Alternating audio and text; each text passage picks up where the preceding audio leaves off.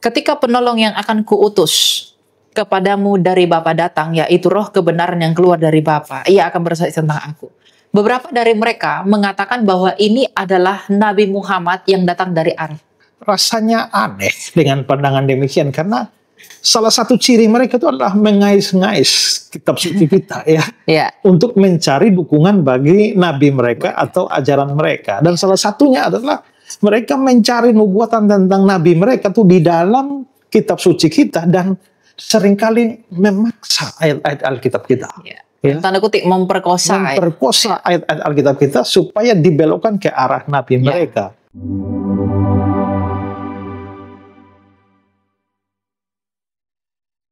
Shalom saudara-saudara yang terkasih di dalam Tuhan kita Yesus Kristus. Selamat datang kembali di program 3 Hari Channel bersama dengan saya Elia Myron.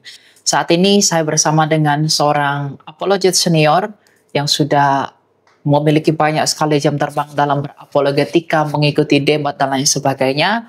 Dan pada saat ini kita akan membahas topik-topik yang secara khusus adalah klaim-klaim beberapa polemikus teman-teman Islam. Nah, hari ini kita bersama dengan Bapak Pendeta Ezra Alfred Soru dari Kupang. Selamat datang Pak Ezra di program kami. Selamat, shalom juga untuk semua. God bless. Nah hari ini kita akan bahas topik yang menarik nih dengan Pak Ezra. Ada beberapa klaim di kalangan polemikus Islam yang mengatakan secara khusus mengutip Yohanes 15 ayat 26 ketika dikatakan bahwa ketika penolong yang akan kuutus kepadamu dari Bapa datang, yaitu roh kebenaran yang keluar dari Bapa, ia akan bersaksi tentang aku. Beberapa dari mereka mengatakan bahwa ini adalah Nabi Muhammad yang datang dari Arab. Nah, bagaimana Pak Ezra menjawab klaim tersebut? Ya, memang banyak juga yang berpandangan demikian, tapi kalau sepengetahuan saya, itu semua tuh ngekor saja pandangan dari seorang polemikus Islam masa lalu, almarhum, yaitu Ahmad Deedat. Jadi sebenarnya itu teori itu datang pertama kali, penafsiran dari pertama kali dari Ahmad Deedat. Nah, kebetulan saya ada kutipan dari bukunya itu ya, Combat Kit. Dia bilang dalam kitab suci Al-Quran, Allah yang Maha Kuasa menempatkan nama Ahmad yang merupakan nama lain dari Muhammad dalam mulut Yesus. Nama yang paling umum diterima oleh umat Kristen adalah penghibur. Lalu di bagian yang lain dia bilang kenyataannya secara keinjilan kata roh, kan kita Roh Kudus ya, digunakan secara sinonim dengan nabi oleh penulis yang sama dalam 1 Yohanes 4 ayat 1. Di sini roh kebenaran akan menjadi nabi kebenaran. Seorang nabi yang padanya kebenaran dipersonifikasikan. Dia menjalani seluruh hidupnya dengan begitu terhormat dan tekun. Dia telah mendapatkan gelar mulia As-Sadiq, orang yang jujur, Al-Amin, jujur, lurus, dapat dipercaya. Bahkan dari para penyembah berhala di negaranya. Orang yang dapat dipercaya yang tidak pernah berbohong. Hidupnya, kepribadiannya, serta ajarannya benar-benar membuktikan bahwa Muhammad adalah penjelmaan dari kebenaran. Al-Amin, roh kebenaran. Nah, jadi itu sebenarnya asal muasalnya itu justru dari Ahmad Deedat ini. Polemikus Islam. Ya. Nah, lalu akhirnya diikuti dan itu kan dianggap hebat ya. Dan pada zaman itu masih jarang muncul apologet-apologet Kristen yang terkenal. Jadi Deedat ini yang kelihatannya berkibar. Ya, apalagi dia dalam perdebatan terkenal dengan Anies Soros. Ya. Nah, tapi sebenarnya begini, kalau kita melihat nih rasanya aneh dengan pandangan demikian, karena salah satu ciri mereka itu adalah mengais-ngais kitab suci kita ya, untuk mencari dukungan bagi nabi mereka atau ajaran mereka. Dan salah satunya adalah mereka mencari nubuatan tentang nabi mereka tuh di dalam kitab suci kita, dan seringkali memaksa ayat-ayat Alkitab kita. Tanda kutip memperkosa ayat-ayat Alkitab kita supaya dibelokkan ke arah nabi mereka. Padahal kunci sebenarnya ini adalah bahwa memahami konteks. Nah, sekarang saya mau tanggapi dulu ya. Tadi Deedat bilang bahwa mengapa roh kebenaran itu kok diidentikan dengan nabi. Ya, karena dia bilang bahwa penulis yang sama, yaitu Rasul Yohanes, di 1 Yohanes 4 ayat 1, itu mengidentikan nabi dengan roh. Nah, kalau kita lihat 1 Yohanes 4 ayat 1,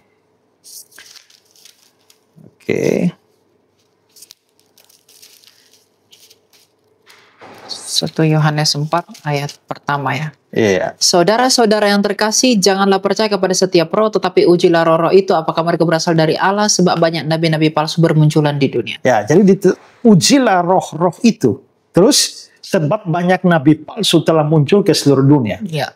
Nah, mengapa Yohanes, dari situ Yohanes sementara bicara tentang roh-roh, tapi di bagian belakangnya dia bilang nabi-nabi. Jadi dianggap bahwa roh identik dengan nabi. Nah, sebenarnya ini penafsiran yang salah. Karena roh tidak identik dengan nabi. Roh itu ya roh. Nabi adalah nabi. Hanya mengapa Yohanes menyebut di sini? Karena ini kan dalam konteks nabi palsu. Ya. Dan menurut Yohanes, nabi palsu itu sebenarnya yang memberikan ajaran sesat. Itu sebenarnya dari mana asalnya? Ya dari roh-roh penyesat itu yang ada di belakang dia. Jadi maksudnya adalah bahwa nabi itu berbicara. Tapi sebenarnya adalah ada roh penyesat.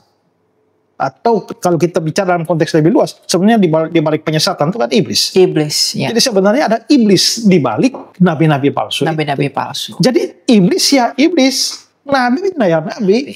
Jadi tidak berarti dari ayat ini bahwa berarti roh identik dengan nabi. Mungkin bisa dikatakan bahwa roh jahat ini atau iblis ini yang bekerja di balik pekerjaan nabi palsu ini. Iya, kalau saya bekerja di balik Elia, berarti tidak berarti bahwa saya adalah Elia, Elia adalah saya. Oke, ya kan? Ya. Hanya oknum di balik itu saja. Ya. Nah, karena itu sampai nanti akhirnya dia bilang bahwa roh kebenaran itu, roh itu identik dengan nabi, Salah. pengertian sudah salah. Iya. Ya. Itu hal pertama. Lalu hal yang kedua, mengapa saya juga baca ya, mengapa sampai mereka bisa menafsirkan bahwa roh penghibur. Itu karena di dalam bahasa Yunani kan parakletos. Lalu mereka bilang bahwa parakletos bisa dibaca periklitos. Lalu periklitos itu artinya yang terpuji. Yang terpuji itu dalam bahasa Arabnya Ahmad. Dan Ahmad itu adalah nama pendek atau nama lain dari Muhammad. Jadi saya lihat ini lucu sekali, tariknya kejauhan. Itu pertama, dasar apa mengatakan bahwa parakletos itu bisa dibaca periklitos? Kita clearkan dulu nih Pak. Kalau perikletos itu artinya yang terpuji, kalau parakletos ini artinya? Parakletos itu artinya secara harfiah itu berarti seorang yang dipanggil untuk mendampingi di sebelah. Dalam dunia hukum itu disebut sebagai advokat. Oke. Penasihat. Comforter. Jadi bisa beberapa arti. Jadi memang berbeda sekali ya artinya. Ya. Jadi makanya kenapa sampai mereka mau dari parakletos mereka mau larikan ke periklitos supaya bisa mempunyai arti yang terpuji. Supaya connect dengan Arab, Ahmad lalu jadi Muhammad. Nah ini namanya cocokmologi. Itu karena seperti itu maka pasti ada hubungan. Nah itu yang Pak Bambang Lobsena bilang, kalau begitu hanya karena parakletos punya kemiripan bunyi dengan periklitos lalu dianggap punya hubungan. Pak Bambang Lobsena, kalau begitu ada hubungan antara Naruto dan Naruto. Ya kan mirip. Apalagi kalau Naruto lahir di Jepang, di Tokyo. Kalau Naruto di Tokyo, kalau Naruto di Mojokerto, mirip kan? Nah, jadi berbeda ya. Oke. Selain itu kita bisa lihat bahwa selain gini loh. Kan parakletos dengan periklitos artinya huruf matinya sama kan? Ya. Hanya huruf hidupnya yang beda. Masalahnya ini bukan bahasa Ibrani. Kalau bahasa Ibrani memang ditulis hanya huruf mati. Maka Shalom bisa sama arti dengan salam. Bisa berarti sama dengan salim. Bisa sama arti dengan shalom, salam, salim, salomo. Nah, itu semua punya ini karena tulisnya huruf mati tinggal penyisipan.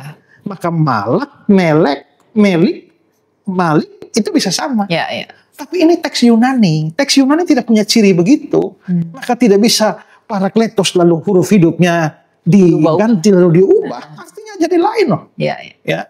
Nah jadi dari sisi itu saja, jadi dua hal. Pertama, penyamaan dengan roh dalam 1 Yohanes sudah salah. Kedua, penggunaan parakletos juga salah. Ya kan? Ya. Nah, terus kalau kita menganalisa beberapa data tentang konteks dekat, nah seringkali mereka ini menarik-narik seperti itu karena mereka tidak belajar hermeneutik yang baik. Hermenetik itu apa Pak Isra? Ilmu penafsiran. Ilmu Alkitab. penafsiran Alkitab. Dan Ya. Oke. salah satu prinsip paling dasar di dalam penafsiran Alkitab itu adalah konteks. Konteks itu ikatan kalimat. Jadi misalnya kalau kamu mau menafsirkan ayat 5, kamu jangan lupa ayat 1 sampai 4 itu ngomong apa. Lalu ayat 6 sampai 7 ngomong apa. Ya. Karena begitu ayat 5 dicopot, artinya bisa lain. Saya kasih contoh aja dalam penggunaan hari-hari ya. Kalau saya bilang pada saudara semua orang mati. Kira-kira yang ada di pikiran saudara semua siapa-siapa yang mati? Di manusia. Ya, di Afrika Selatan Ya. mati, di Brasil mati, di Spanyol mati, banyak mati. Ya. Tapi kalau kalimat semua orang mati itu ada dalam sebuah konteks. Pesawat Lion Air dari Jakarta menuju ke Medan terjun ke laut dan semua orang mati. Ya. Apakah orang akan berpikir bahwa orang di Afrika Selatan mati? Oh tidak dong. Tidak. Iya. Itu berarti dari konteks itu semua orang mati, hanya semua orang mati, semua yang di dalam pesawat mati. Pesawat yang mati. Artinya konteks itu menentukan. Betul. Nah seringkali mereka konteks bisa konteks dekat, bisa konteks jauh. Nah ini yang mereka tidak pernah pelajari. Iya. Jadi comot ayat seenak-enaknya saja. Ya. Nah sekarang saya coba mau memberikan beberapa analisa konteks ya. Tapi mungkin coba kita lihat Yohanes. Salah satu ayat tadi Elia membaca dari Yohanes 15. Ya. Salah satu yang mereka anggap paling kuat adalah Yohanes 14 ayat 16. 11 ayat 16. Yohanes 14 ayat 16. Aku akan minta kepada Bapa dan ia akan memberikan kepadamu seorang penolong yang lain supaya ia menyertai kamu selama-lamanya. Penolong itulah Parakletos. Yang dipelesetkan tadi jadi Perikletos ya. Oke. Nah penolong, tetapi di situ ada penolong yang lain. Berarti harus ada penolong satu dulu kan? Iya. Lalu yang ini yang dijanjikan adalah penolong yang lain. Ya. Berarti minimal ada 2 penolong. Ya. Ya kan? Nah, kalau begitu siapa penolong Parakletos yang lain ini? Oke, kita lihat ke 1 Yohanes pasal 2. 1 Yohanes 2 ya. Ayat 1.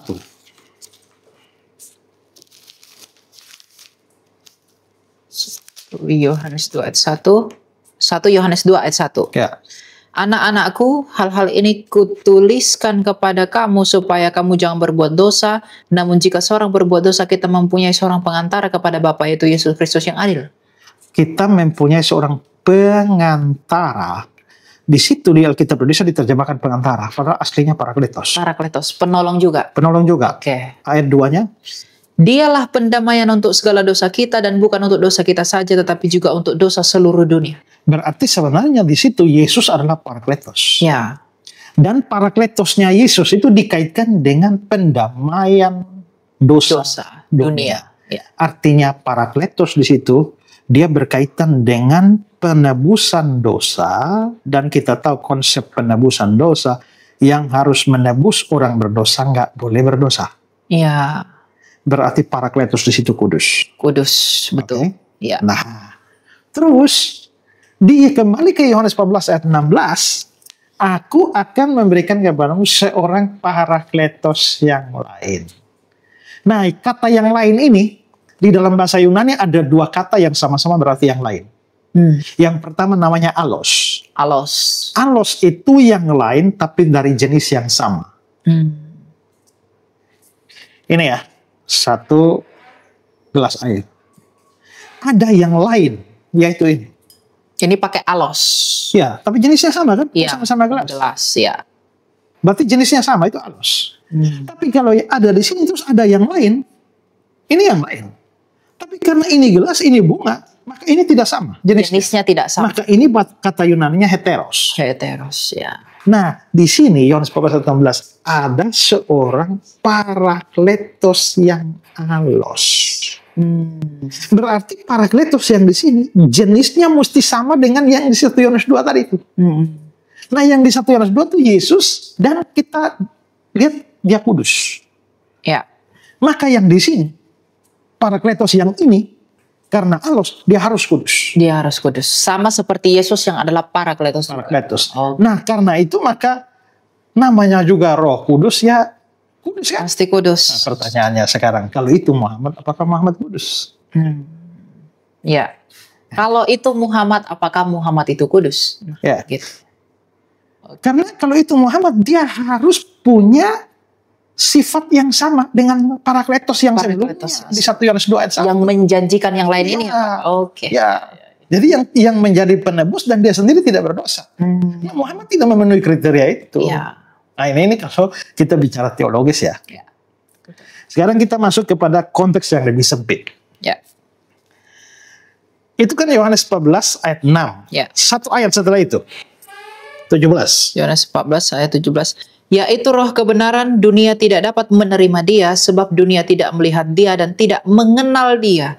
Namun kamu mengenal dia sebab ia menyertai kamu dan akan tinggal di dalam kamu. Ini konteks dekat Yesus bicara pada murid-muridnya. Betul. Kamu mengenal dia. Ya. Kapan Petrus kenal Muhammad? Gitu. Kapan Rasul Yohanes kenal Ya. Muhammad? Karena Ya, ini sudah kacau dia. Ya. Terus dia menyertai kamu. Kalau dia di sini itu adalah Muhammad, berarti Muhammad menyertai Yohanes, Ya. Muhammad menyertai Petrus, Muhammad menyertai. Pertanyaannya sejak kapan? Oh, sejak kapan? Ya. Dia aja belum muncul, bagaimana dia bisa menyertai kan? Iya, iya, iya. Dan yang lebih fatal adalah dan akan diam di dalam kamu. Apakah Muhammad ada di dalam hati Petrus, Yohanes, Yakobus, ya? Nah, Ya, ya. Thomas dan lain-lain. Dan kalau itu kamu di situ diperluas kepada seluruh orang percaya, apakah Muhammad menyertai seluruh orang yang percaya kepada Yesus? Ya. Dan Muhammad ada di hati semua orang yang percaya kepada Yesus? Ya. Itu menjadi tidak memungkinkan. Ya. Sekarang, tadi kan saya bilang konteksnya, tadi kita maju satu ayat. Ya. Sekarang coba mundur ke ayat 14. Jika kamu mau minta sesuatu kepadaku dalam namaku, aku akan melakukannya. Pasal 16. 16.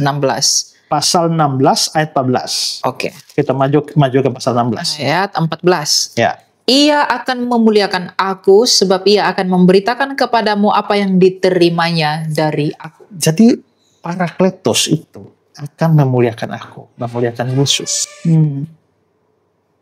Muhammad memuliakan Yesus kah? Oh ya. Dia tidak pernah ketemu Yesus. Bagaimana ia memuliakan Yesus? Ya.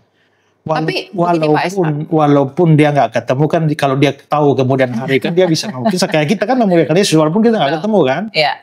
Tapi yang disebut memuliakan sekarang ini, misalnya ini ada Pak Prabowo ya, Ya. dia presiden. Lalu saya menghormati dia, Pak, ini menteri yang hebat. Itu walaupun memuji Bapak hebat, tapi dia presiden disebut sebagai menteri. Itu bukan penghormatan, itu penghinaan, itu menurunkan. Ya. Kalau Yesus adalah Tuhan, sedangkan Muhammad memuliakan dia hanya sebagai nabi, itu sebenarnya merendahkan seseorang. Pak Prabowo, Pak ini menteri yang hebat. Dia bisa tersinggung, dia bukan menteri itu. Betul. Dia presiden, ya. Nah, terus dia memuliakan aku terus. Ia akan memuliakan aku sebab ia memberitakan kepadamu apa yang diterimanya dari aku. Ada data apa Muhammad menerima dan melanjutkan pengajaran Yesus? Ada data apa Muhammad melanjutkan dan menerima pengajaran Yesus? Nah, ini nih jadi pertanyaan nih buat mereka nih, Pak. Justru yang terjadi adalah ajarannya dia kok lain semua dari yang Yesus ajarkan. Oke. Ya. Kalau dia memang adalah yang dinubuatkan di sini, kok kita tidak menemukan ada ciri ajaran Yesus seperti dalam kitab suci yang dilanjutkan oleh beliau? Ya. Malah beliau mengajarkan banyak hal yang lain. Ya. Yang bukan hanya berbeda tapi bertentangan. Iya. Ya. Nah itu repot. Oke, sekarang di pasal 14 maju ke ayat 26. Ayat yang ke-26. Namun penolong yaitu Roh Kudus yang akan diutus oleh Bapa dalam namaku, dialah yang akan mengajarkan segala sesuatu kepadamu dan mengingatkan kamu akan semua yang telah kukatakan kepadamu. Ya, dialah yang mengajarkan segala sesuatu. Ya. Dan mengingatkan kamu. Kok kita nggak pernah lihat ya, ada data Muhammad mengingatkan apapun yang dikatakan oleh Yesus ya. Ya. Ya. Jadi dari sini kita dan itu tadi pasal 14 ya. 14 ya. Coba sekali lagi ayat 26. Namun penolong yaitu Roh Kudus yang akan diutus oleh Bapa dalam namaku, dialah yang akan mengajar segala sesuatu kepadamu dan mengingatkan kamu akan semua yang telah kukatakan kepadamu. Oke, dari konteks ini ya. Lalu juga pasal 15 ayat 26 lagi. Ayat 26 pasal ke-15. Ketika penolong yang akan kutus kepadamu dari Bapa datang, yaitu Roh kebenaran yang keluar dari Bapa, ia akan bersaksi tentang aku. Yang bersaksi tentang aku. Aku mengajar begini. Aku adalah Esra. Ya. Kalau kamu datang dan bersaksi tentang aku, kamu omong aku lain dari yang Esra sesungguhnya. Ya. Kamu bersaksi tentang aku, kamu menyangkali aku. Menyangkal. Menyangkal. Betul. Dan menurut saya Muhammad menyangkali Yesus. Dengan pengajaran. Dengan pengajaran. Oh, Ya. ya. Bukan bersaksi tentang Yesus. Betul. Kalau kesaksian dari kitab suci, bahkan rasul-rasulnya Yesus yang tiap hari makan, tidur, bangun dengan semua seragam Yesus Tuhan, Yesus Allah. Tiba-tiba datang seseorang yang dijanjikan dan dia hanya nabi. Masa itu bersaksi tentang Yesus? Ya. Itu lain. Dan ingat bahwa konteks dari Yohanes 14, 13, 16 yang kita baca ini, Yesus menjanjikan penghibur. Karena, coba, pasal 14 ayat 1 coba. Janganlah gelisah hatimu, percayalah kepada Allah, percayalah juga kepadaku. Berarti mereka lagi gelisah tuh, murid-murid. Udah. Maka seluruh pasal 14 ini dibicarakan dalam rangka mengatasi kegelisahan murid-murid. Kegelisahan murid. Kenapa kok mereka gelisah? Karena Yesus bicara bahwa dia akan pergi. Pergi di sini punya dua tafsiran. Mati. Atau dia bicara tentang keseluruhan pelayanan selesai dan dia akan pergi. Pergi ke surga. Pergi ke surga. Ya. Nah, untuk mengatasi kegelisahan dan kalian bilang, kamu jangan gelisah ya. Aku pergi, tapi aku akan kirim seorang penolong yang lain yang jenisnya sama dengan aku. Ya kan? Untuk menghibur murid-murid, menyertai murid-murid. Itu sama dengan aku datang sendiri, makanya aku tidak akan membiarkan kamu yatim piatu. Iya, betul. Nah, coba bayangkan kalau Yesus menjanjikan penghibur untuk mengatasi kegelisahan mereka, lalu penghiburnya datang 500-600 tahun kemudian setelah mereka mati semua. Lalu mereka mendapatkan penghiburan apa? Iya. Oke. Dari konteks itu maka penghibur harus segera datang. Setelah Yesus pergi dia harus segera datang. Harus segera datang. Dan itu cocok dengan Roh Kudus karena begitu Yesus naik ke surga, dia langsung datang. Langsung datang 10 hari kemudian. Iya. Maka murid-murid dapat penghiburan. Iya. Nah, ini kalau 500 tahun kemudian baru datang. Waduh. Penghiburan apa yang diberikan untuk mengatasi kegelisahan para murid ya. Karena konteksnya ini mengatasi kegelisahan murid. Nah, jadi inilah namanya kalau hermeneutis itulah konteks. Nah, jadi kelihatannya mereka nih nggak terlalu ngerti konteks, bukan nggak terlalu ngerti sama sekali nggak ngerti. Sama sekali nggak ngerti. Lalu akhirnya yang penting ada yang ayat yang kira-kira bisa ditarik ke Muhammad, itu sudah. Gitu. Ya. Baik, jadi teman-teman dari penjabaran Pak Esra tadi luar biasa ya. Kita melihat bahwa klaim yang mengatakan bahwa roh kebenaran, roh penghibur dalam Alkitab itu hanyalah klaim yang muncul tanpa pengertian yang benar. Yang pertama sudah salah kaprah adanya persamaan antara roh dan nabi.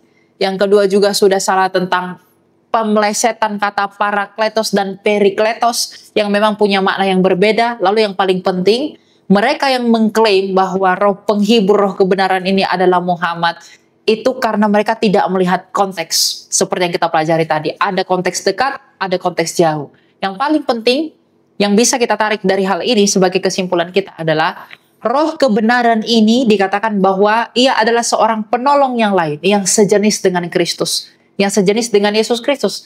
Artinya kalau Tuhan Yesus tidak bernoda, Tuhan Yesus tidak berdosa, maka penolong yang lain pun ini tidak boleh berdosa. Nah pertanyaannya, apakah Muhammad tidak berdosa? Apakah Muhammad juga tidak bernoda? Lalu yang berikutnya, kalau penolong yang lain ini, yang akan datang sebagai penghibur ini adalah sebagai jawaban atas kegelisahan hati para murid. Pertanyaannya, apakah Muhammad ini memang datang untuk menjawab kegelisahan para murid? Sedangkan Muhammad sendiri datang ya kurang lebih 700 tahun setelah Yesus Kristus datang ke dunia ini. Dan yang paling penting adalah roh kebenaran penghibur yang dimaksudkan oleh Tuhan Yesus ini dikatakan akan diam di dalam para murid. Nah pertanyaannya, Muhammad aja belum datang, bagaimana dia bisa diam? Jadi memang kesimpulan kita adalah memang benar. Satu lagi itu, Ya. dia harus bersaksi tentang Yesus. Betul. Seperti kesaksiannya para rasul. Para rasul. Nah, apakah pertanyaannya, apakah kesaksian Muhammad sesuai dengan kesaksian para rasul? Saya pikir tidak sama, bahkan bertentangan ya Pak Esra. Oke. Ya. Jadi memang roh penghibur, roh kebenaran yang dikatakan dalam Alkitab sama sekali bukanlah Muhammad yang adalah nabinya teman-teman Islam. Dalam hal ini menjadi clear dan tidak ada tentunya yang menjadi penghambat bagi kita untuk mengurangi rasa kepercayaan kita bahwa roh penghibur di sana yang pasti dan ya dan amin adalah Roh Kudus. Ya, dan karena Roh Kudus itu disebut sebagai alos dengan Yesus. Tadi sudah lihat, satu sisi harus kudus, tapi yang kedua, karena kita Kristen percaya Yesus adalah Tuhan. Ya, Allah. Dan kalau Roh Kudus itu harus alos, sejenis dengan Yesus, dia harus Tuhan, harus Allah. Ya, tidak bisa lain. Betul. Kenapa tadi saya tidak terapkan ini? Karena mereka akan menyangka, oh Yesus kan bukan Tuhan dan bukan Allah. Ya. Karena itu tidak bisa cocok kalau ini. Tapi kalau dari sudut pandang Kristen, kalau Yesus adalah Tuhan dan Allah, ya, dan itu tidak bisa tidak, karena juru selamat harus Tuhan. Penebus penghapus dosa harus Tuhan sendiri. Ya. Karena itulah maka Roh Kudus pasti adalah Tuhan. Dan itu menjadi salah satu dasar yang menopang doktrin Tritunggal kita. Ya, yang pasti adalah itu bukan Muhammad. Nah, kita bersyukur bahwa kita punya dua penolong ya. Kita punya dua penghibur, dua parakletos. Satu parakletos telah menebus kita dan pergi ke surga. Tapi satu parakletos tetap diam di dalam hati kita. Dan ingat, kesaksian benar dari Roh Kudus harus memuliakan Yesus. Ya. Dan kita juga bisa melihat bahwa Roh Kudus bisa menyertai selama-lamanya. Karena dia Tuhan. Nah, kalau yang satu ini bagaimana menyertai selama-lamanya? Dia nggak bisa menyertai orang-orang yang sebelum dia. Dan lalu setelah dia mati, sesudah dia bagaimana dia menyertainya. Ya. Tapi kalau Roh Kudus adalah Allah, ya dia pasti bisa menyertai selama. Karena memang dikatakan ia akan menyertai kamu selama-lamanya. Ya. Baik teman-teman, saya pikir tidak ada keraguan bagi kita untuk percaya bahwa roh kebenaran yang dikatakan di sini adalah Roh Kudus itu sendiri yang adalah Tuhan dan Allah kita, yang adalah pribadi ketiga dari Allah Tritunggal, dan yang paling penting itu bukanlah Muhammad. Demikian yang dapat kami sampaikan bersama dengan Pak Esra Albert Soru pada hari ini. Jangan lupa untuk pantengin selalu konten-konten kita di program 3 Hari Channel agar iman kita semakin kuat dan semakin bertumbuh dalam Kristus. Tuhan berkati dan shalom.